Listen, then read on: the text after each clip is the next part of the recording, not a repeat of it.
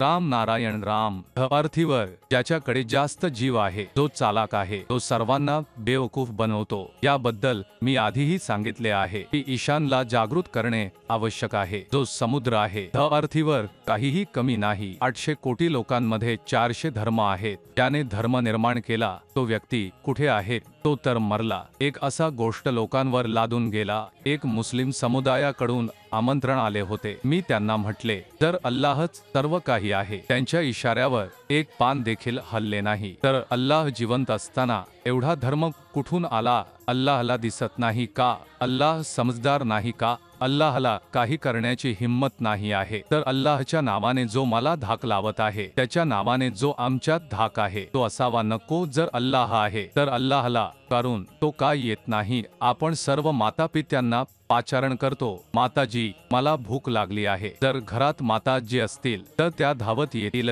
अर्थीवर। एवढे मोठे मोठे लोक आहेत, सर्व लोक शिकलेले आहेत, सर्व घरात शांतपणे बसलेले आहेत, अर्थ पाहत आहे, आकाश पाहत आहे, पाणी पाहत आहे, हवा पाहत आहे, काहीही कमजोर नाही। जेव्हा संकट येते तेव्हा कोणत्याही धर्माच्या व्यक्तीला समजत नाही की तो कुठे पळून जातो। त्यावेळी कुराण, रामायण, बायबल काहीही वाचून काहीही होऊ शकत नाही। जो काही करायचं असेल ते व्यक्तीला स्वतःच करावं लागेल। म्हणूनच जो काही पुरुषांनी निर्माण केला आहे तो योग्य नाही। प्रत्येक व्यक्तीला अर्थीवर समान हक्क असावा।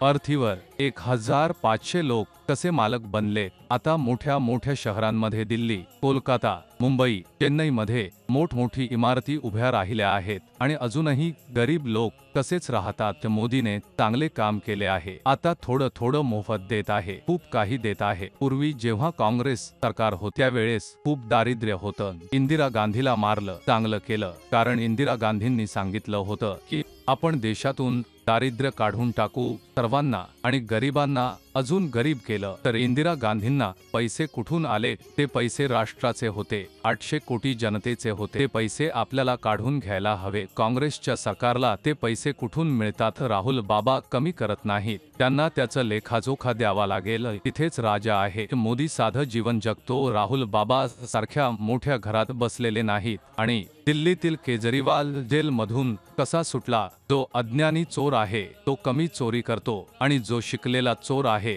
तो तर खूप मोठा आणि धोकादायक असतो। इतक्या साऱ्या मतांनी लोकांनी त्या चोराला कसं निवडून दिलं? अण्णा हजारे खूप चांगले माणूस आहे, ते त्या चोराला का आणले ते मला समजलं नाही। वकील तर पैशासाठी काहीही करू शकतात, आणि न्यायाधीशांच्या डोळ्यात पट्टी असते, त्यांना काही दिसत नाही, कानाने ऐकू येत नाही। जसं घोड्याला आंधळं बांधून ठेवले की तो कुठेही बघू शकत नाही, तसंच न्यायालयाचं असं आहे। ते इतके शिकलेले आहेत, समजदार आहेत, चांगल्या घरातून आहेत, मग त्यांना पृथ्वीबद्दल काही विचार करावा लागेल। जवाहरलाल नेहरू यांनी पृथ्वीला काही दिलं। जर जिन्ना पंतप्रधान बनले असते तर भारत आणि पाकिस्तान एकच राहिला असता। हिंदू मुस्लिम तर अजूनही आहे, तर जिन्नाला मुस्लिम असण्यामुळे पंतप्रधान होऊ दिलं नाही। महात्मा गांधी आणि जवाहरलाल गंगा यांनी मिळून त्याला दूर लोटलं आणि पाकिस्तान वेगळा झाला। जर पाकिस्तानचे लोक वाईट आणि उपाशी असतील तर आपले हृदय दुखत नाही, अल्लाहचे हृदय दुखत नाही, भगवानचे हृदय दुखत नाही, तर खूप लवकर पाकिस्तान, बांगलादेश आणि बाकीचे सर्व एकत्र येऊन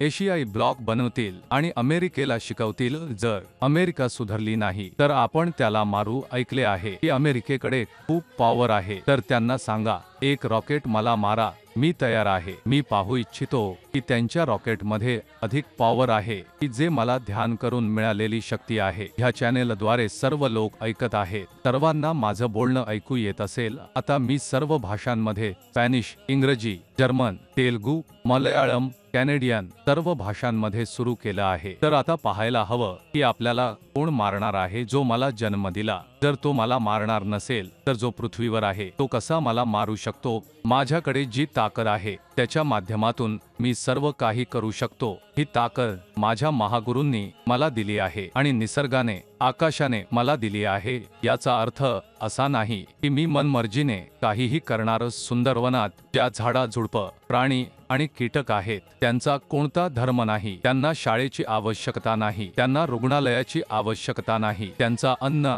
आपण घेतले, झाडं कापून जमिनीत घरं बांधली, निसर्गासाठी 14 भाग जमीन राखली, 34 पाण्यासाठी दिला, तरीही पाणी कमी आहे. विचार करा, सूर्य जो आपल्या वडिलांप्रमाणे आहे, तो पृथ्वीवरून पाणी काढून त्याला वाफ बनवतो आणि संग्रहित करतो. जो कमी सूर्य करतो तो दुसरं काहीही करू शकत नाही. इतके मोठे वैज्ञानिक आहेत ज्यांनी मोठ्या मोठ्या बॉम्ब बनवले, पण ते सूर्य बनवू शकले नाहीत.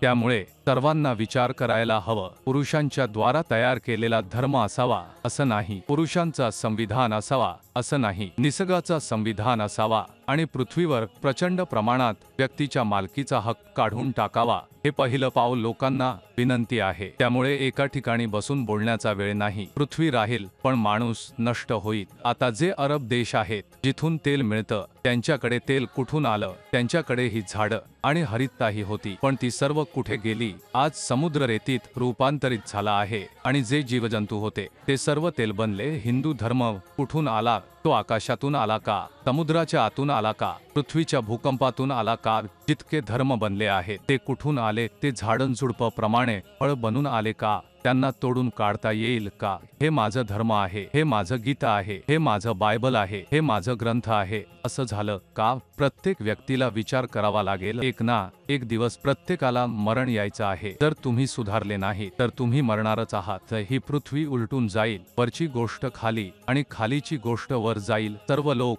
कुठे जातील? सर्व याचं राहतील. आता जे लोक चांगले काम करत आहेत त्यांना असेच चांगले काम करत राहावे लागेल. बाकीच्या संतान दालच आहे जो मार्ग दाखवतो आणि नेहमी दाखवत राहील.